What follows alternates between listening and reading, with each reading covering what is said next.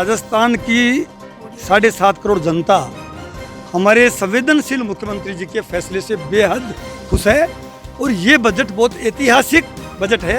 इसमें ऐसा कोई वर्ग नहीं जिसका ध्यान नहीं रखा और जो मास्टर स्ट्रोक था, जो कर्मचारियों का जो 2004 से जो नई पेंशन स्कीम बीजेपी की सरकार राजस्थान में और बीजेपी की सरकार केंद्र में जो 2004 से किया, उसको एक झटके से उन्होंने समाप्त कर दी। वापस ओल्ड पेंशन स्कीम यहाँ लागू होगी राजस्थान की।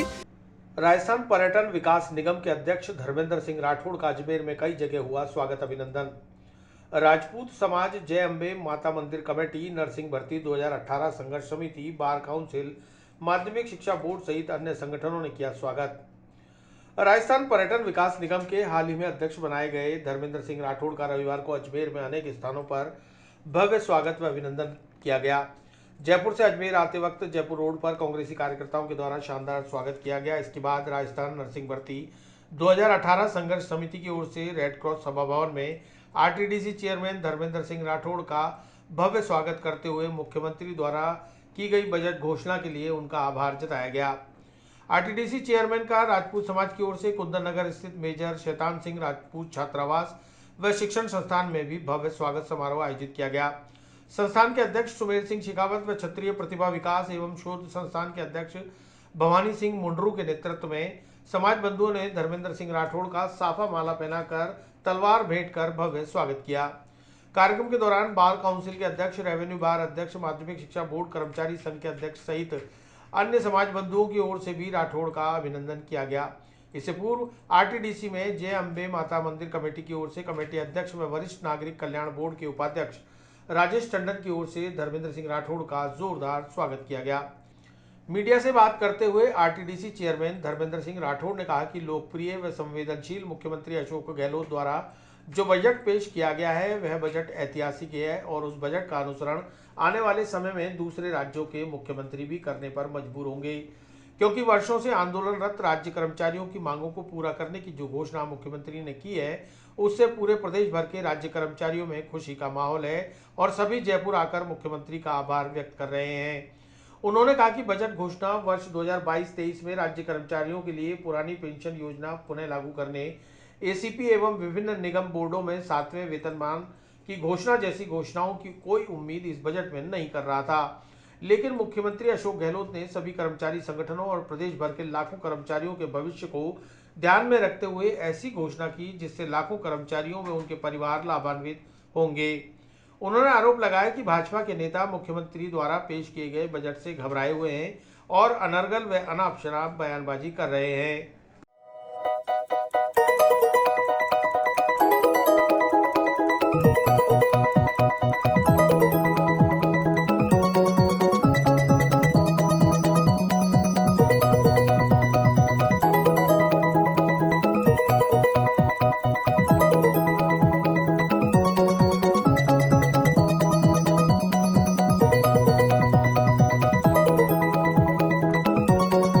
पूनिया जी की बातों को तो उनकी पार्टी के लोग गंभीर नहीं लेते हैं, उनकी पार्टी के लोग भी वो सीरियस नहीं लेते हैं।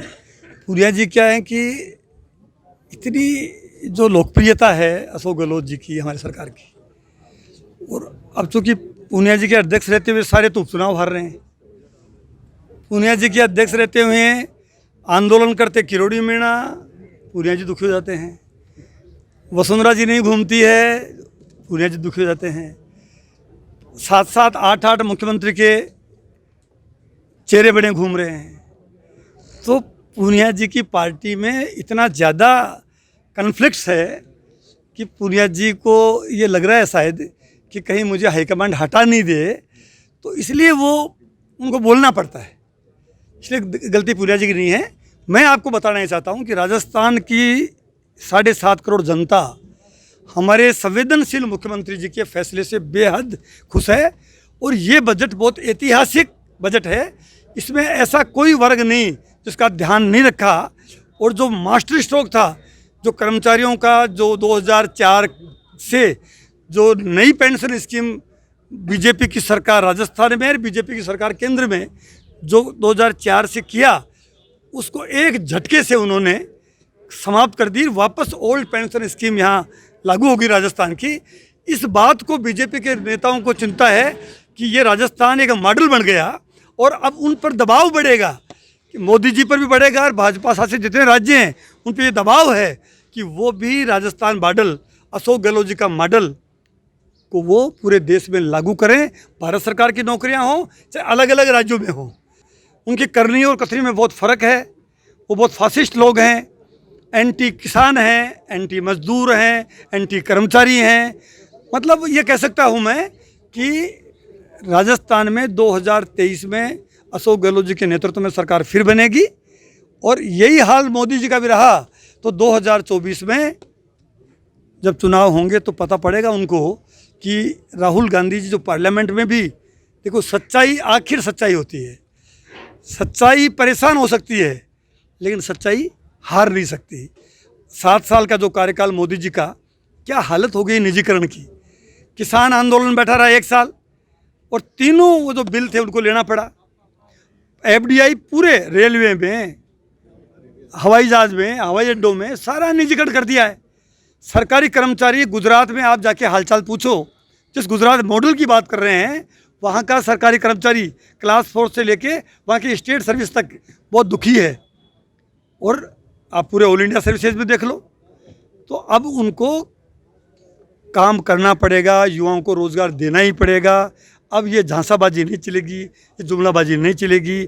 हमारी सरकार किसानों के लिए कृषि बजट लाई है, इकोनॉमिक वीकर सेक्शन के लिए सरलीकरण किया, लोगों को नौकरियां मिली है, 100 करोड़ का उसमें फंड दिया है। माइनॉरिटी के लिए, मेजॉरिटी के लिए, एससी के लिए, एसटी के लिए, महिलाओं के लिए, ऐसा कौन सा सेक्टर है जिसमें मुख्यमंत्री जी ने इस बार जो बजट पेश किया, बीजेपी के नेताओं के मुंह के, अब यूँ तो कहने को वो विरोध करेंगे ही करेंगे, बाकी कहने को कुछ बचा नहीं है उनके पास।